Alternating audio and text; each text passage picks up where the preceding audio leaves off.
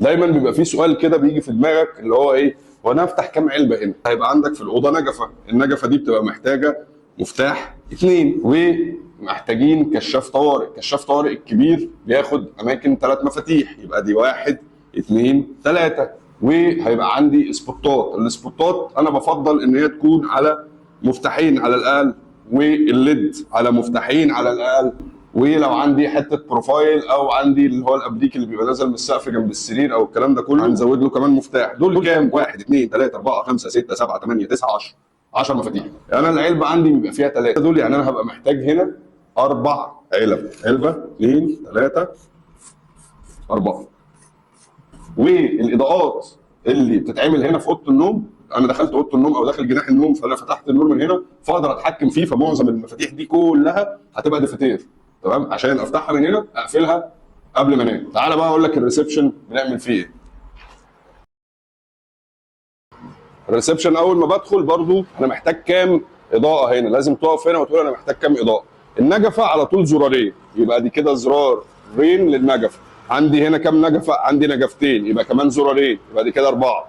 ليد زرارين، سبوتات زرارين، كشاف طوارئ بنحسب له 3 زراير، 1 2 3. عندي اباليك في الحيطه او يونتس لايتنج اضافيه، تمام، هيبقى عندي على الاقل 4. يبقى 1 2 3 4. نعد بقى كده مع بعض: 1 2 3 4 5 6 7 8 9 10 11 12 13 14 15. 15 لما تيجي تقسمهم على الثلاثه يبقى عندك 5 علب، كل علبه فيها 3 زراير، فبنقسمهم 6. السته دول ليهم تقسيمتين، يا اما تقسم 3 علب كده جنب بعض هنا اهو، 1 2 3 1 2 3، وهنحط جنبهم هنا علبه بالطول اللي هيبقى فيها الانتر. وفي نفس الوقت برضه تبقى عامل ديفتير عشان وانت داخل جوه مش لازم تيجي عند باب الشقه وتطفي النور. الزراير برضه زرار اللي هو بتاع النور، نور الشقه من بره، يعني اللي هو بتفتح النور عشان تشوف يبقى حد في العين السحريه بره الشقه ولا لا.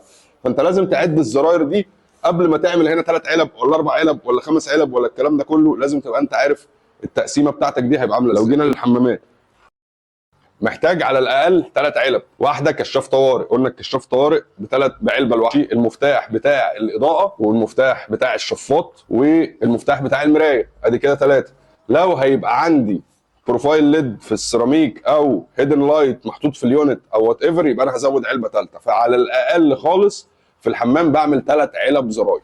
المطبخ بيبقى برضو نفس القصه، من 3 ل 4 علب. لازم تبقى عارف انت هتعمل ايه وتتفق مع اللي بيشتغل لك على الشغل ده. ودي كانت شقة الخمايل، مشروع جديد، يا رب يجعله خير علينا وعلى اصحابه. السلام عليكم ورحمة الله وبركاته.